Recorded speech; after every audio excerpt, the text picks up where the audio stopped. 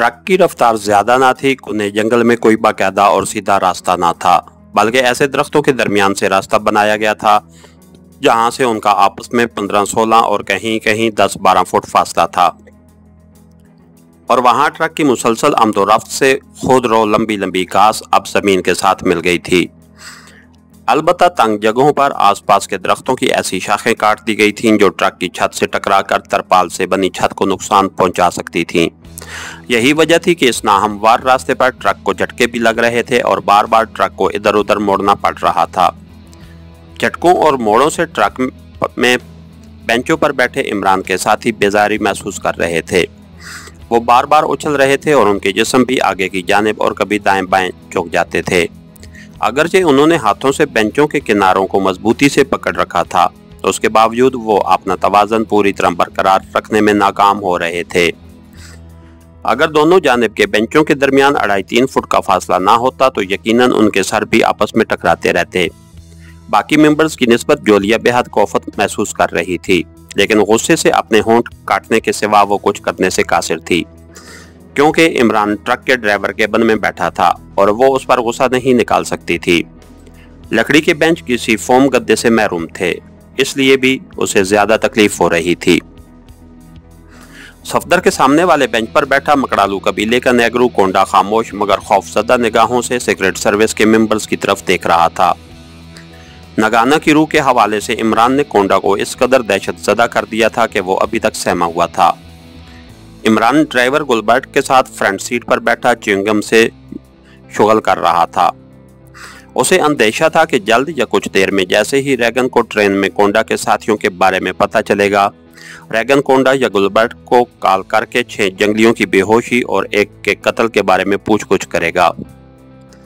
गुलबर्ट के बयान के मुताबिक रैगन ने एक मातहत फोस्टर को बंडा रेलवे स्टेशन पर मुतय्यन कर दिया था ताकि अगर कोंडा ग्रुप अपने मिशन में किसी वजह से कामयाब ना हो सके तो पाकिस्तानी एजेंटों का स्टेशन से फोस्टर ताकुब करे और उनकी नकलो हरकत के बारे में रैगन को इतला दे ताकि दुश्मन एजेंटों को पकड़ने का दूसरा इंतजाम किया जा सके। अभी इमरान सोच ही रहा था कि लाइटर ट्रांसमीटर से सिग्नल की सीटी उतरने लगी। इमरान ने ट्रेन से उतरने के बाद कोंडा का ट्रांसमीटर नकारा करके एक झाड़ी में फेंक दिया था और उसकी जेब में सिर्फ गुलबर्ट का ट्रांसमीटर था। सीटी की आवाज सुनकर गुलबर्ट ने चौंकते हुए इमरान की तरफ देखा और इमरान ने जेब से ट्रांसमीटर निकालकर ऑन कर दिया। Hello Gilbert, Reagan calling over. Transmitter से रैगन की गजबनाक सी आवाज बुलंद हुई। Yes boss, Gilbert receiving you over. Imran ने गुलबर्ट की आवाज में मुअद्दबाना लहजे में कहा। क्या तुम्हें मालूम है कि ट्रेन में कोंडा के एक साथी को कत्ल कर दिया गया था? ओवर, रैगन ने गुस्सीले लहजे में पूछा तो गुलबर्ट चौंक पड़ा। यस बॉस, ओवर, इमरान ने जवाबन कहा। उसे यकीन था कि ट्रक के शोर में रैगन पहले की तरह अब भी आवाज का फर्क महसूस नहीं करेगा। ओह, फिर तुमने मुझे क्यों नहीं बताया है बेवकूफ गधे?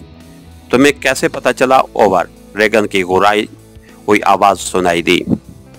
सॉरी बॉस, मुझे कोंडा ने बताया था और मेरा ख्याल था कि उसने ट्रेन में ही आपको इतला दे दी होगी। ओवर, इमरान ने कहा।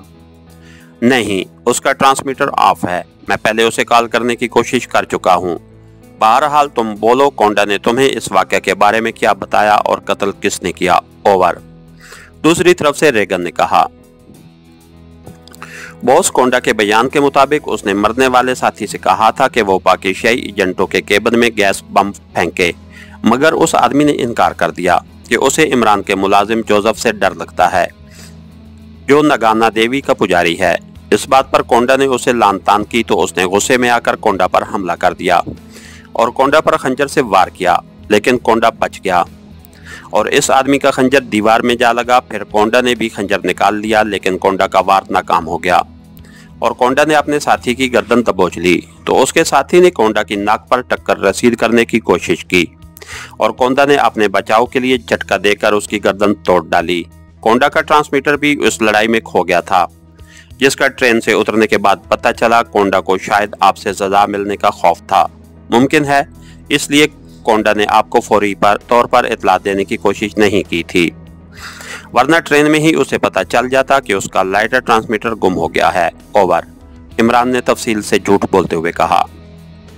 तो ये बात है। बहरहाल वापसी पर मैं उसके लिए सजा तजवीज़ करूंगा। मैंने हेडक्वार्टर के अलावा रेड पॉइंट पर जेराल्ड को भी तुम्हारी आमद की इतला दे दी है। गालबन तुम सूरज गरूब होने के बाद वहां पहुंचोगे, इसलिए बेहतर है रात की तारीकी में वापस आने की बजाय सुबह सवेरे आ जाना, और आने से पहले मुझे भी इतला दे देना। Over and all. रेगन ने हदायत देते हुए आखिर में कहा, और उसकी आवाज बंद होते ही इमरान ने भी ट्रांसमीटर ऑफ कर दिया। क्या वाकई कोंडा ने अपने साथी को कत्ल किया था मिस्टर इमरान? गुलबर्ट ने हैरत भरे लहजे में पूछा। हाँ, कोंडा के सर पर नगाना देवी ने सवार होकर उसे हुक्म दिया था कि वो उसे अपने साथी को खत्म कर दे और हमारे हुक्म की तामील करे। मगर तुम्हें मेरे नाम का इल्म कैसे हुआ? इमरान ने पूछा।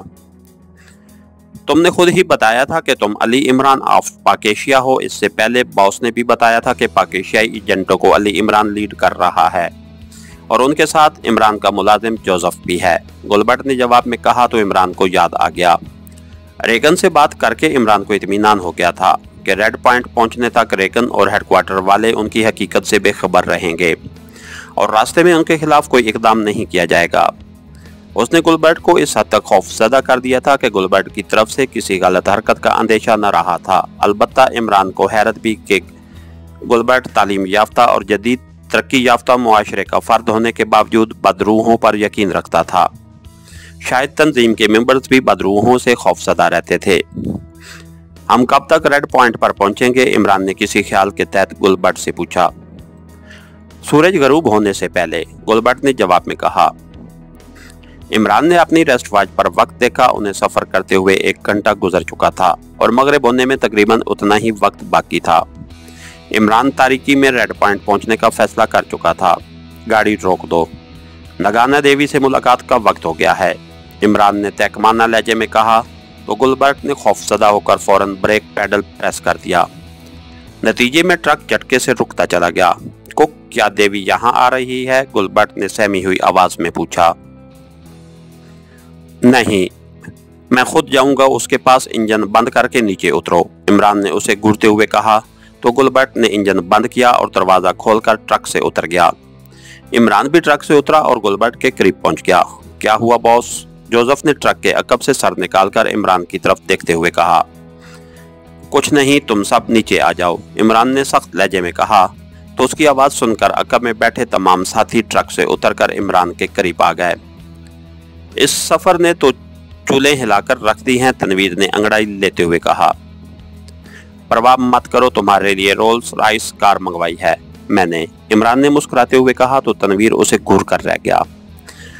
तुम तो मजे से फ्रंट सीट पर बैठे रहे हो, जरा बेंच पर बैठकर देखो तो पता चलेगा, जोलिया ने गुस्सीले लहजे में कहा।